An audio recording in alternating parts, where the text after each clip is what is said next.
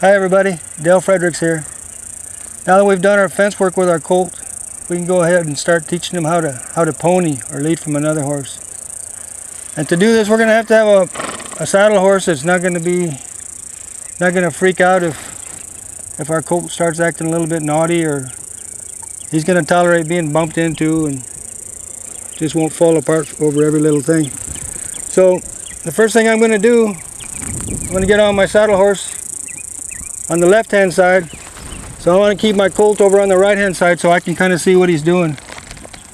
And some things you want to watch for when you first start this is colt's probably going to be squirming around, not wanting to stand still, and he might be trying to chew on your saddle or chew on your reins. And in addition, when you go to get up, he might get scared. Even though we have climbed the fence in front of him, this is a little bit different. So I'm going to go ahead, go up kind of slow. Once I'm sure everything's okay, go ahead and get in my saddle.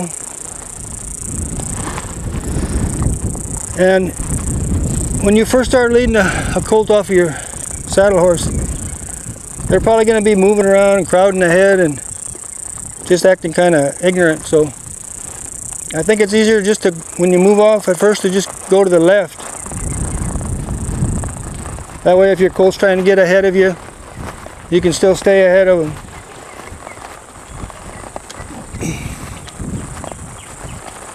And then once you got them going pretty good to the left, then you can straighten them out and then start going to the right. And I'll use my little tapper here to kind of keep them up with me, just like I was leading them on the ground.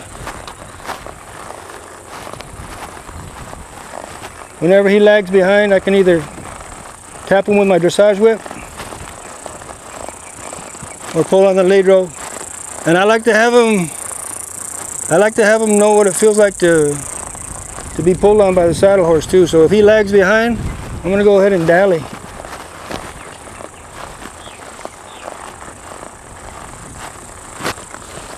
Because once you get out of the round pen, there's going to be times where he's going to either get scared of something, or he might be just feeling good, wants to act up, or he might set back.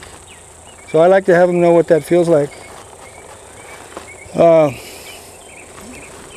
When you do dally him, at first, dally up short. You want to get them pretty short. That way if they do pull back, like let's say you're approaching something that he's acting kind of scared of, just dally up short, and if he starts to act up, he's not going to be able to do too much.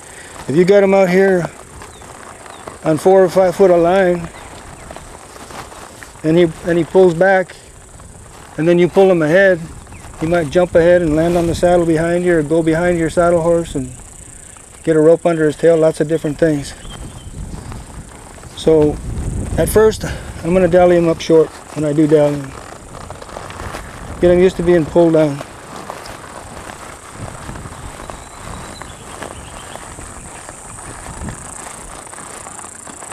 Then, like I said, once you get them kind of going to the left, you can straighten them out and then get them to turn to the right also.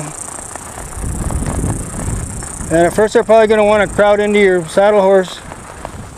If they bump into me too much and act rude, I'll push them over with my leg, bump them with my foot.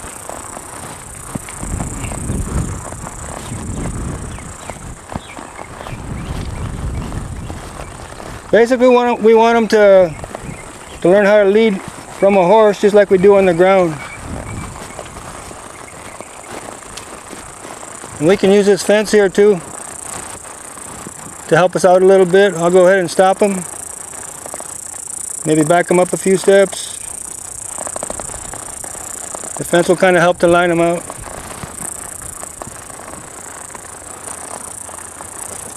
Then once you get him going pretty good at a walk, you can start trotting him a little bit.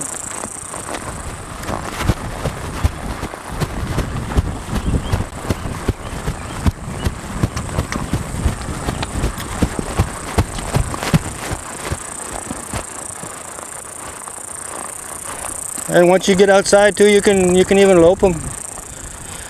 The good thing about ponying is they just get used to you being above their head, and you can mess with their ears.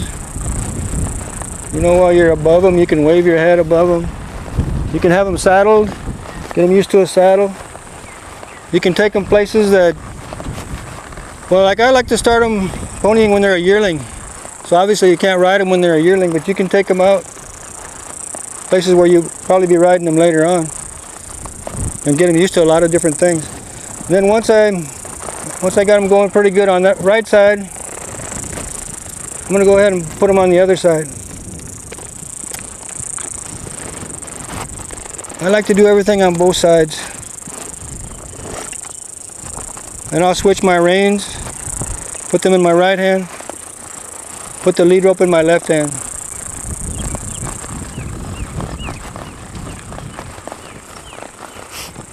And I'll even practice dallying with my left hand. Again, at first, since he's on the left hand side, it's going to be easier at first to go to the right until he gets kind of used to it, so you can stay out of his way. Then once you get him used to that, you can go ahead and take him to the left.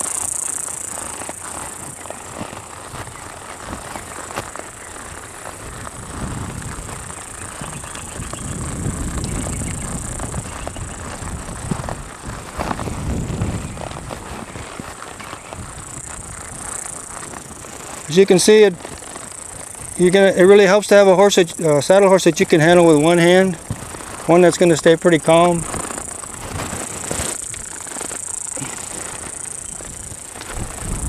I like to get them used to going on both sides. I mean, you can take them around the front or the back, either one. Just use some discretion, you know, if you got something that's still pretty snorty, just take that into consideration when you do these things.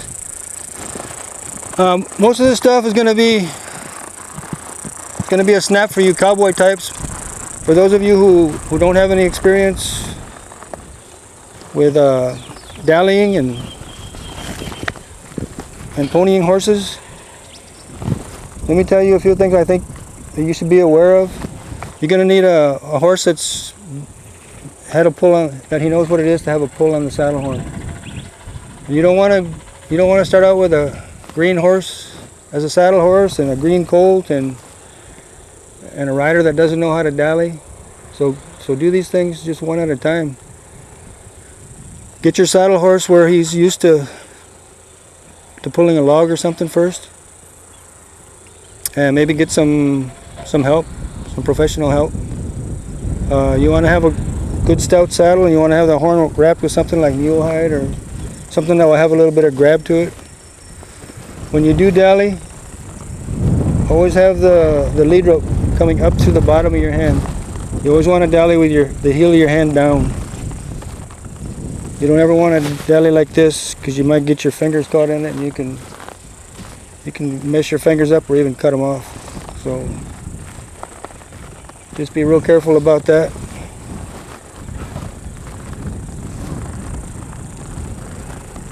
Another thing when you dally, you want to get where you don't have to look at your horn. It's kind of like texting and driving. A whole lot of bad things can happen while you're looking at your phone or at your horn. So just practice looking at your horse here and dallying at the same time. Another thing, you want to get your hand a little bit away from the horn in case it gets pulled back a little bit. You don't want to get your fingers pulled into the horn. So put the tail of your lead rope to your left hand. We're looking at our colt. We'll go ahead and dally. Get a little bit of room here where it won't get sucked into the dallies. And we're good to go. This ponying is a really good thing. It can teach a horse a lot of things. It can gentle him down a lot. You can see he's real calm, maybe even above him. Plus it just sets up your horse for the rest of his life in case you ever want to lead him somewhere. So hope this helps. Thanks for watching. God bless. Goodbye.